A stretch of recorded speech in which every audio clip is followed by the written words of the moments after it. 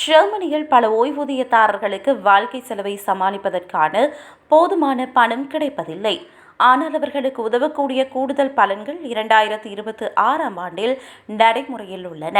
இதற்கு தகுதி பெற்றிருந்தாலும் பலர் விண்ணப்பிப்பதில்லை. உதாரணமாக, ஜெர்மன் ஓய்வூதிய காப்பீட்டிலிருந்து ஒரு முக்கியமான பலன் கிடைக்கிறது. தனியார் அல்லது தன்னார்வ சுகாதார காப்பீடு உள்ள ஓய்வூதியதாரர்கள் தாங்கள் காப்பீடு கட்டணத்தை செலுத்த உதவும் மானியத்தை பெறலாம். இது பொதுவாக செலவில் 1/2 பங்கை வழங்குகின்றது. ஆனால் மக்கள் இதற்கு விண்ணப்பிக்க வேண்டும்.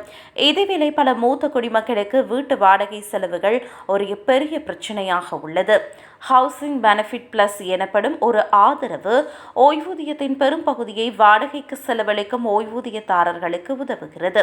இது மாதத்திற்கு சுமார் 300 யூரோக்கள் வரையான பணத்தை ஓய்வூதியதாரர்களுக்கு பெற்றுத்தரும். அத்துடன் வீட்டு உரிமையாளர்கள் வீடமைப்பு உதவித்தொகை மூலம் கடன் தவணைகளுக்கும் உதவி பெறலாம். இதேவேளை ஓய்வூதிய வருமானம் மிகவும் குறைவாக இருந்தால் மக்கள் அடிப்படை வருமான ஆதரவுக்கு விண்ணப்பிக்கலாம். இது வயதானவர்கள் அல்லது தொடர்ந்து வேலை செய்ய முடியாதவர்களுக்கானது.